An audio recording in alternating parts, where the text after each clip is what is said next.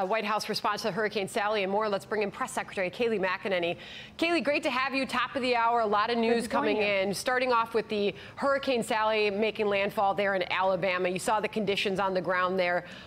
Thousands without power. Now Florida, emergency declaration declared by the president there. What is the president doing this morning to further prepare for the dangerous impact of this storm? Yeah, the White House is fully engaged. FEMA is fully engaged. You just heard John Roberts list off all of the various measures FEMA has taken to prepare for this. The emergency declarations are key within 60 minutes. In fact, I believe one of them was done within 22 minutes. The president authorized these emergency declarations, so he is on top of this, as his tweet indicates, and we are ready to help these states in every way possible. On the phone with the governors this morning of those states, Kayleigh? Yeah, I don't know what calls the president's made this morning, but it's safe to say the White House has been in active contact with all of these governors. Got it. To last night, the president in this new town hall talking and pressed on his response to the coronavirus pandemic. It happened late last night, so a lot of our viewers this morning might not have seen that. Kayleigh, here's a bit on the president talking about herd mentality. Listen. It is going to disappear. It's going to disappear. But not if we don't take action, correct? No, I still say it. It's going to disappear, George. And it's probably going to go away now a lot faster because of the vaccine. It would go away without the vaccine, George. But it's going to go away a lot faster with it. It would go away without the vaccine? Sure. Over a period of time. Sure. With time. It goes and many away. deaths. And you'll develop herd, like a herd mentality. It's going to be herd developed, and that's going to happen. That will all happen. Kayleigh, there you heard the president talking about the virus is going to disappear, he said. It would go away without a vaccine, he suggested, talking about herd mentality. We have not heard such forecasts from Dr. Birx, Dr. Fauci, Admiral Giroir, and others. Is the president going at it on his own with these forecasts, or do the medical experts advising him agree with those forecasts? Well, the term herd immunity is a medical term, which means that when you have a certain percentage of a population with antibodies, you have herd immunity, and it can be done via a vaccine or via prior illness that you develop the antibodies. It's a medical term, and what the president said very clearly there was that a vaccine gets you there quickest.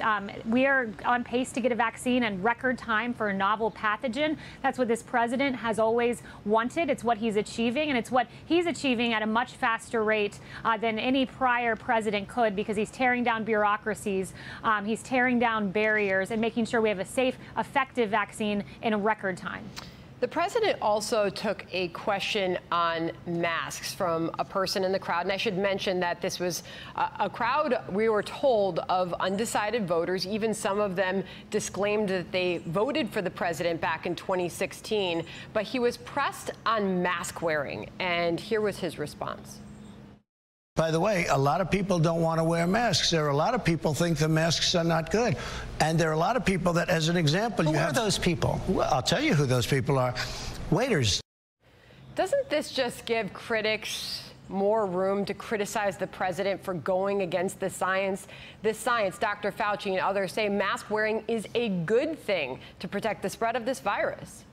The president was making the point that actually Dr. Fauci made back in March, which is this, that a mask doesn't provide perfect protection, that there are unintended consequences. And he goes on, when he mentions the waiter, to describe exactly what those unintended consequences can be if you touch the mask and then you go on to touch a plate, he noted. So he was merely pointing out some of the flaws that can come with it, the unintended consequences, which even Dr. Fauci has noted. I think the point is, though, that Dr. Fauci today says wearing a mask is a good thing. And couldn't that accidentally lead someone in the public to think that the president says sometimes this is not a good thing to be wearing a mask, particularly a waiter at restaurants, as restaurants try to reopen across the country? No, because the president has said innumerable times from the White House podium and elsewhere that wearing a mask is patriotic. He's done it himself when he can't socially distance. He's encouraged it, but he'll also note the unintended consequences as he described in detail last night. All right, I got to ask you about these stimulus talks. there's a lot of debate over whether or not something will get done before Election Day. And even the Wall Street Journal editorial board is writing about Nancy Pelosi's nervous majority. Trump doesn't need a virus relief bill, it writes. Democratic House backbenchers want one. Nancy Pelosi says they're going to stay in session until something gets done. The president says with time he will meet with Nancy Pelosi to hash something out. Does the president want to get something done on coronavirus stimulus relief before Election Day? Does he think it can happen? Absolutely, he wants to get something done. Nancy Pelosi here is disgraceful. We all know that she left town to go on vacation, got a lot of criticism for going to a hair salon that was closed to the public. Now she's coming back too little too late, saying we'll stay in town until we get that stimulus package. But she's being fundamentally unserious to the point where her own members are calling out against her, saying come to the negotiating table. President Trump did those EOs to help unemployed Americans, to help those facing eviction. But without Nancy Pelosi, we can't have a deal with Congress. And right now, she doesn't care about the American people. She just cares, I suppose, about getting the perks she gets back in California at her hair salon. Kayleigh, a big day at the White House yesterday with that Middle East peace deal announced. We've seen all the pictures. We saw the ceremony. The president saying that 5 or 6 countries could come along very quickly and follow suit. What can you tell us about the potential timing of another announcement of further peace in the Middle East?